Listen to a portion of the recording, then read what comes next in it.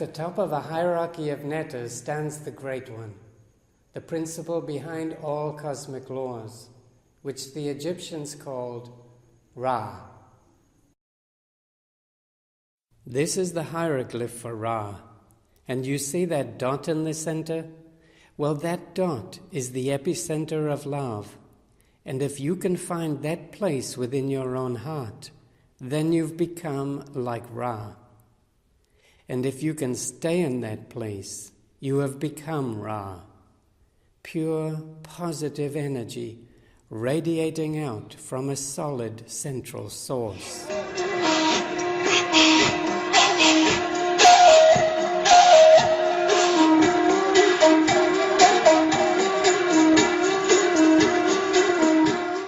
The most obvious symbol for Ra is the sun, Earth's greatest benefactor. And note how the hieroglyph here resembles a breast, the purest source of nourishment. This hieroglyph is the very essence of sacred geometry and is drawn with a compass and pencil. You start by poking the point of the compass into paper so that a tiny dot is formed instantaneously, in the moment, while the circle must be scribed with the pencil in time, gradually completing the full round of creation. Magically, it shows how the Creator is out of time, whereas the creation is locked in time. From the dot comes the circle, as from the one comes the multitude, and the process of creation is never ending, like the serpent biting its tail.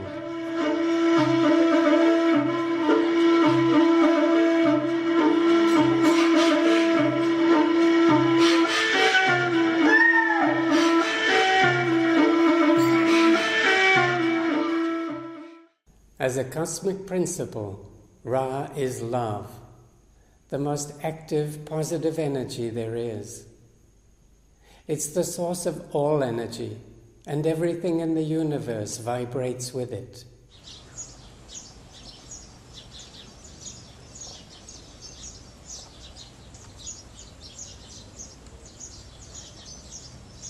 Love can be expressed or manifested in countless ways. So while Ra's presence is most often shown by a sun disk, he can take on or combine with any form he desires. A sun disk can be placed above the head of another Neter, like Ra Horakti, or directly behind it, like this image of Anubis, being directly under the divine governance of love, and literally becoming a vehicle for source energy, following Jesus' words, "Thy will be done." Later, this symbolism passed directly into Christian art, where it became known as the halo.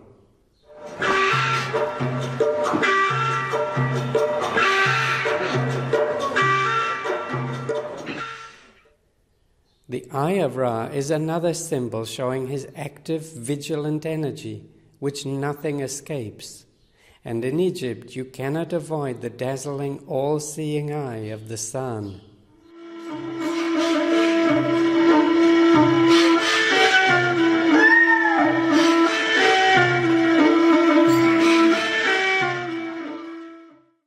Another symbol for him is the uraeus, a raised cobra bearing a sun disk, the cobra being a powerful serpent that can raise itself up vertically. And remember that snakes move with a wave-like motion.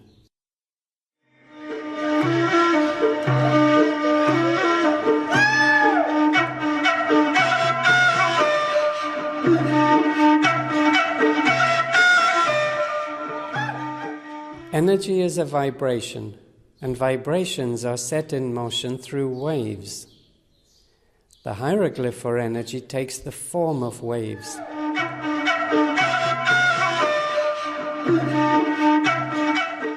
Our whole universe is pulsating with endless waves.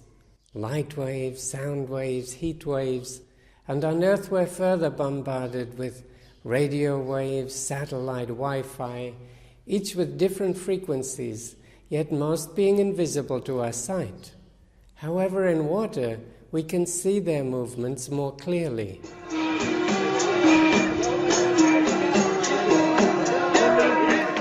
Now, isn't the Nile, the very lifeblood of Egypt, an endless body of waves? And isn't there a celestial Nile in the sky called the body of Nut?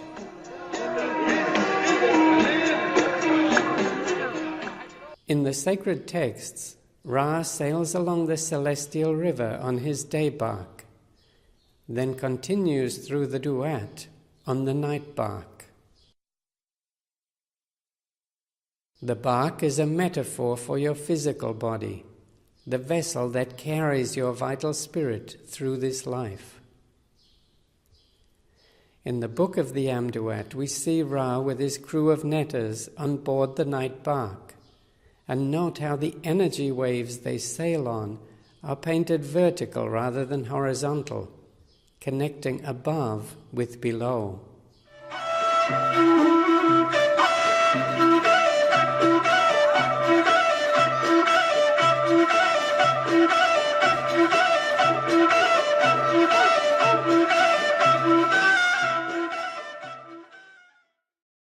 Ra's nature is eternal, and his name still survives today in words like radiate, radius, radio, radar, and so on. They're all connected to transferring energy.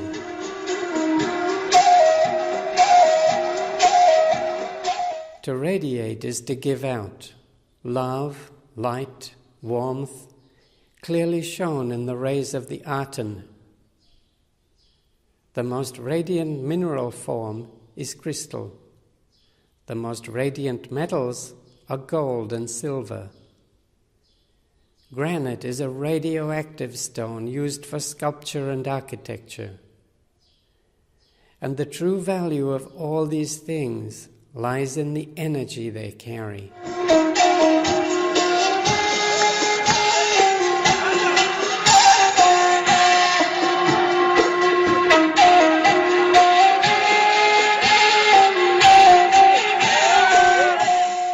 Love is the animating principle of life, and every tiny particle of the universe is vibrating with it.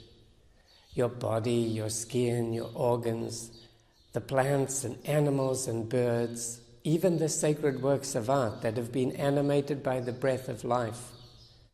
And for the Egyptians, the source for all this energy was Ra.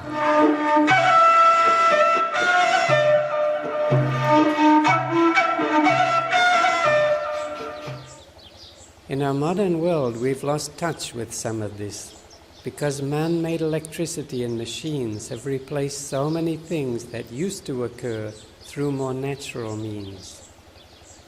Not that modern technology is bad, but there is no love in its vibration, so its energy is not living. That's why direct contact with nature is so vitalizing. The energy of Ra and all the other netters is constantly vibrating there in the endless expansion of creation.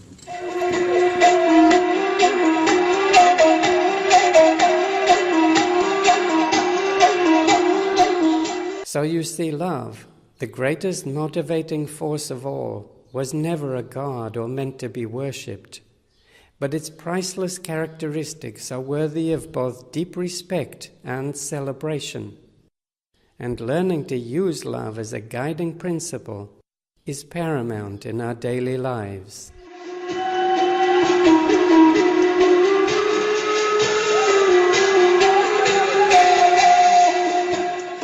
The netters are constantly working all around us, and they're readily available to be used.